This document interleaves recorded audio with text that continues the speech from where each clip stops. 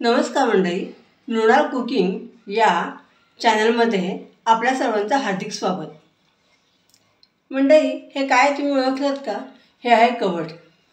गणपती पूजनामध्ये मुखशुद्धी म्हणून कवठ आणि डाळिंब ही दोन फळं सांगितलेली आहेत। त्यातील हे कवठ मला तुळशी विवाहाच्या दिवशी एकच फळ मिळालेलं आहे, त्यामुळं दुधाचे तहान ताकावरच भागवते। एवढ्याच कवठाची मी आज चटणी करणार आहे।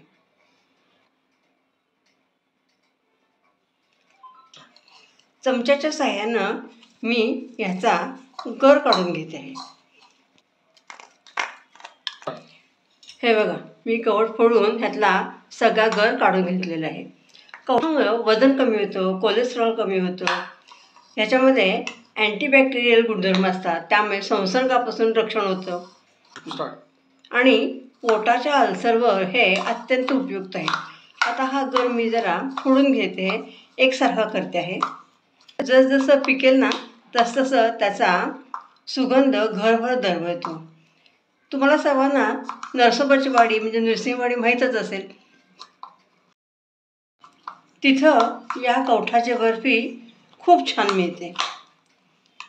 आता आपण याच्यामध्ये चवीप्रमाणे मीठ घालणार आहोत।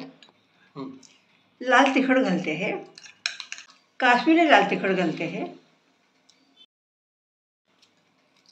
जिऱ्याची पूड घालते आहे, हे ऑप्शनल आहे। आता हे सगळं मी कालवून घेते आहे। ह्याच्यामधल्या ज्या बिया आहेत ना त्या इतक्या दाताखाली आल्या की छान लागतात। तुम्हाला जर आवडत नसेल तर तुम्ही हे सगळं मिश्रण मिक्सरमधून घालून काढू शकता, म्हणजे ते सगळं एकजीव होईल। पण बिया दाताखाली आल्यावर एक वेगळीच मजा येते। जेवढा आपला गर आहे ना तेवढाच आपल्याला याच्यामध्ये गूळ घालायचं आहे। तुमचं कवठ जर जास्त पिकलं असेल तर गूळ तुम्ही कमी घालू शकता।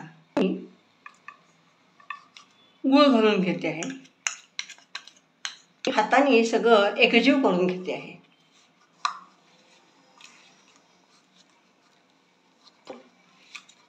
अशा रीतीनं कवठाची चव असणारी आंबट गोड तिखट चवीची भन्नाट अशी कवठाची चटणी तयार झालेली आहे। दिसते तर किती सुंदर बघा, आणि चवीला अप्रतिम। आता हे जे कवठाचे बिया दिसत आहेत ना त्या तुमच्या दाताखाली आल्यावर ना इतकं सुंदर लागतं, मस्त मजा येते। माझ्या तोंडात तर पाणी सुटलेलंच आहे आणि तुम्हा सर्वांच्या तोंडातून ही चटणी खाताना आल्याशिवाय राहणार नाही। व्हिडिओ आवडल्यास लाईक, शेअर, सबस्क्राईब करा, तुमच्या प्रतिक्रिया कळवा आणि अशाच वेगवेगळ्या पाककृतींसाठी आमचा चॅनल बघत राहा। तोपर्यंत स्वस्थ राहा, आनंद घ्या। धन्यवाद।